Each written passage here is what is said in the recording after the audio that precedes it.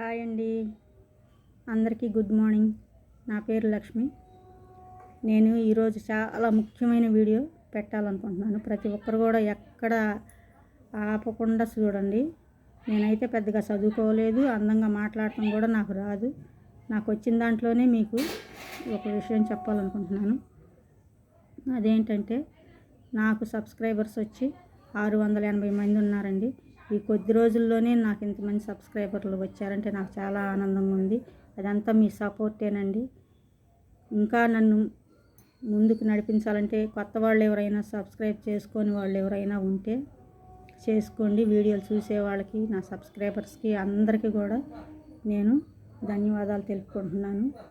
మీకు ఈరోజు చాలా ముఖ్యమైన విషయం ఒకటి చెప్పాలనుకుంటున్నాను.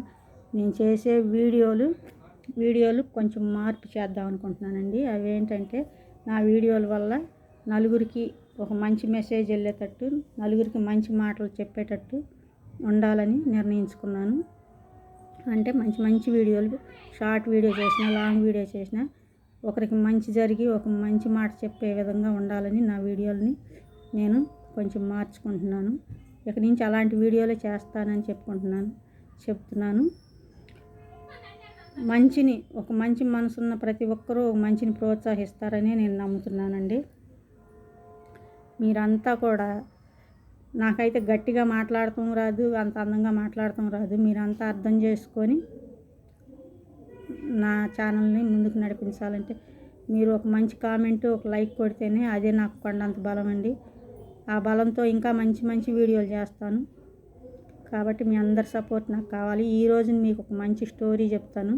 అది స్టోరీ అంటే నిజంగా జరిగిందే మా ఊర్లో. అది చూసి మీరు ఇలాగే మంచి స్టోరీలు అంటే, లేకపోతే షార్ట్ వీడియోలని నేను ఏ వీడియో చేసినా అందులో నలుగురికి ఉపయోగపడే మంచి మాటలో లేదా ఏదైనా ఒక మెసేజే ఉంటుందండి. మంచి మెసేజ్ మీరందరూ గమనించి నాకు సపోర్ట్గా ఉంటారని నేను అనుకుంటున్నాను. ఎందుకంటే మంచిని ప్రోత్సహించే వాళ్ళు ఉండారు. ఇంకా మంచి అంటే ప్రోత్సహించడానికి ముందుంటారు ప్రతి ఒక్కళ్ళు కూడా. అందుకని నేను మీకు ముందు ఈ విషయం అయితే చెప్తున్నాను. ఇక స్టోరీ చెప్పాలంటే, ఒక పేద తల్లిదండ్రి ఉంటారు. వాళ్ళకి కొన్నాళ్ళకి ఒక పాప పుట్టిద్ది. అంటే వాళ్ళకి పెద్దగా బంధువులు వాళ్ళు కూడా ఉండరు. వాళ్ళు ప్రేమించి పెళ్లి చేసుకుంటారు. వాళ్ళకి అందుకని బంధువులు దూరంగా ఉంటారు. అయితే ఆ పాప పుట్టిన తర్వాత ఇద్దరు అనారోగ్యంతో చనిపోతారు. చనిపోయిన తర్వాత అమ్మమ్మ తాతయ్య ఆ పాపని తీసుకొని వెళ్ళి పెంచుతారనమాట. పెంచుతా ఉండగా తాతయ్య కూడా చనిపోతాడు. కొన్నాళ్ళకి తాతయ్య కూడా అనారోగ్యంతో చనిపోతాడు. అలా అమ్మమ్మ బాగా పేదవాళ్ళు కాబట్టి ఆ ఇంట్లో ఈ ఇంట్లో పాచి పని చేసుకుంటూ ఆ పిల్లని పెంచి పెద్ద చేసిద్ది.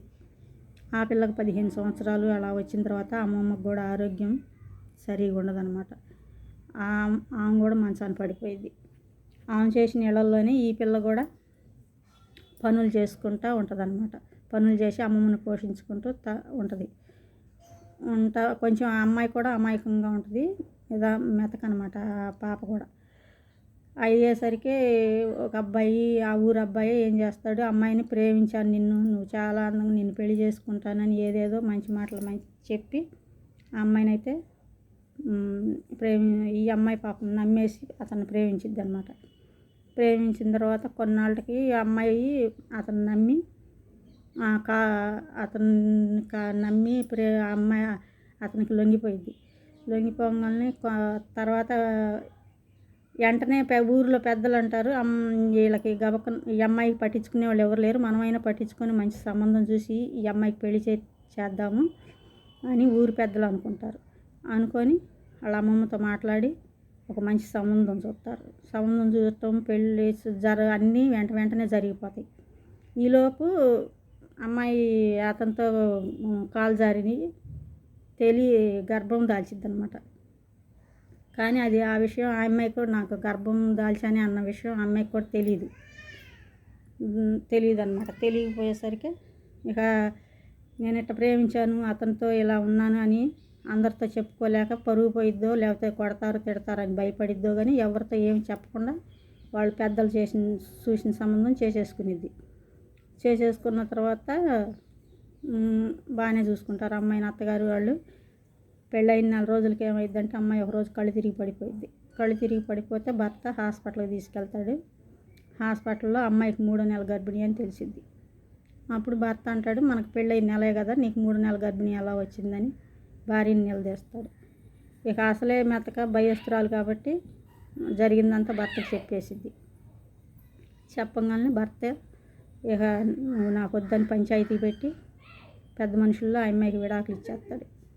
నువ్వు నాకు వద్దు అని. ఇక మళ్ళీ వచ్చి ఆమె పుట్టింట్లో పడిపోయింది. ఉండి అట్నే మళ్ళీ పాచి పనులు చేసుకుంటా ఉంటుంది అన్నమాట. అందరూ ముందే చెప్పొచ్చు కదా నువ్వు అని, అది ఇదని నలుగురు వాళ్ళు వీళ్ళు తిడతారు. ఇంకా పాపం ఎవరేమన్నా మెదలకుండా అలా ఉండి కొన్నాళ్ళకి నెలల నిండి తీయి వాళ్ళ ఇళ్ళ సాయంతో హాస్పిటల్లో ఒక మగబిడ్డకి జన్మనిచ్చిద్ది అనమాట. జన్మనిచ్చిన తర్వాత అలాగే ఇక ప్రస్తుతానికైతే అలా ఇళ్ళల్లో పనిచేసుకుంటూ వాళ్ళ అమ్మమ్మని చూసుకుంటూ బిడ్డతో అలా ఉంది అమ్మాయి స్టోరీ. అది నేను చెప్పదలుచుకున్నది ఏంటంటే, టీనేజ్ అమ్మాయిలు ఎవరో ఏదో మాయ మాటలు చెప్పారు కదా అని వాళ్ళ మాయ మాటల్లో పడొద్దమ్మా. ఎందుకంటే వాళ్ళు మిమ్మల్ని లోబర్చుకోవటానికి అనేక మంచి మాటలు చెప్తారు, ఎన్నో చెబుతారన్నమాట. ఆ మాటల్లో పడిపోతే మీ చేతులతో మీ పసి మొగ్గలు మీ చేతులతో మీరే తుంచేసుకున్నట్టు అయిపోయింది. మీ అర్ధాంతరంగా మధ్యలోనే మీరు తుంచేసుకున్నట్టు అయిపోయింది. ఏ విషయమైనా మీ తల్లి తండ్రికి చెప్పేసేయండి. ఇంట్లో మీకు బయట స్కూల్లో కానీ కాలేజీలో కానీ ఎలాంటి ఏదైనా ఎదురైనప్పుడు ఎవరైనా మిమ్మల్ని ఇలాగే మాట్లాడుతున్నప్పుడు మగపిల్లలు ఇంట్లో చెప్పేసేయండి. వాళ్ళు కొడతారేమో తిడతారేమో, చెప్తే ఏమన్నా ఇద్దామని భయపడి మట్టుకి అస్సలు ఊరుకోవద్దు. ఎందుకంటే తల్లిదండ్రులు అన్నీ తెలిసిన వాళ్ళు కాబట్టి, నీ మంచి చెడులు చూసేవాళ్ళు కాబట్టి నీకు మంచి చేస్తారు కానీ చెడు చేయరు. కాబట్టి నీ స్కూల్లో కానీ కాలేజీల్లో కానీ అబ్బాయిల టార్చర్ కానీ ఏదన్నా మీకు అనిపిస్తుంది అనుకుంటే ఖచ్చితంగా ఇంట్లో చెప్పేయండి. వాళ్ళే చూసుకుంటారు, మీకు ఒక మంచి దారే చూపిస్తారు కానీ మిమ్మల్ని వాళ్ళు చెడుగా చేయరు. కాబట్టి అమ్మాయి ఆ వయసులో మీకు ఆలోచించే శక్తి ఉండదన్నమాట. ఎందుకంటే చూసిందల్లా రంగుల ప్రపంచంలాగా ఏది చూసినా అందంగా, ఆ వయసు అనేది అలాంటిది. కాబట్టి ఆ వయసులోనే మీరు జాగ్రత్తగా ఉండాలి. మీ జీవితంలో ఆ వయసు మీ జీవితం అందంగా సాగాలి, మీకు మంచి భవిష్యత్తు కావాలి అంటే ఈ టీనేజ్ వయసులో మీరు జాగ్రత్తగా ఉండాలన్నమాట. తప్పటడుగులు వేయొద్దు. ఎలాంటి మాటలు చెప్పినా మీరు వినొద్దు. ఏదైనా సమస్య ఉంటే ఇంట్లో చెప్పుకోండి. తల్లి కూడా అమ్మాయి కాలేజీ నుంచి వచ్చిందా వెళ్ళిందని కాకుండా మాటల్లో కానీ చేతల్లో ప్రవర్తనలో కానీ అంటే నడవడికలో కానీ ఏదైనా తేడాలు వస్తున్నాయా అని చూస్తూ ఉండాలి. తల్లి ఒక బిడ్డకు ఒక కూతురికి ఒక ఫ్రెండ్ లాగా మంచిగా ఉంటే వాళ్ళు మీకు చెప్పుకోగలుగుతారు. ఎందుకంటే ఇప్పుడు చాలా టీవీల్లో చూస్తున్నాం, ఆ అమ్మాయి అట్టయింది ఈ అమ్మాయి ఎట్టయిందని. అందుకని నాకు ఇది మా స్టోరీ మా ఊర్లో జరిగిన స్టోరీ ఇందాక నేను చెప్పింది. అలా ఇంకొక అమ్మాయి వాళ్ళు కాకూడదని దీనివల్ల కొంతమందికి అయినా తెలుసుకుంటారేమోనని నేను ఈ వీడియో చేస్తున్నాను. ఇలాంటి మంచి వీడియోలు నేను చాలా పెడతానండి. నాకైతే ఇంకా ఛానల్ పెట్టి కొత్త కాబట్టి పెద్దగా మాట్లాడటం రాదు. మీరే అర్థం చేసుకొని నా సబ్స్క్రైబర్స్ చూసేవాళ్ళు అందరూ ఇంకా సబ్స్క్రైబ్ చేసుకునే వాళ్ళు ఎవరైనా ఉంటే చేసుకోండి.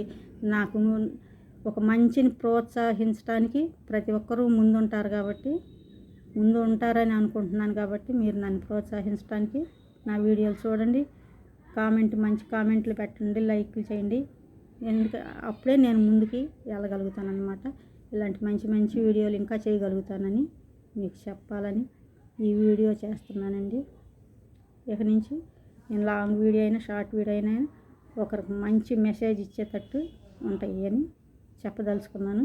మీరంతా నా అర్థం చేసుకొని వీడియో పూర్తిగా చూసి నా ఈ మంచి సంకల్పాన్ని అర్థం చేసుకొని ముందుకు నడిపిస్తారని కోరుకుంటున్నానండి.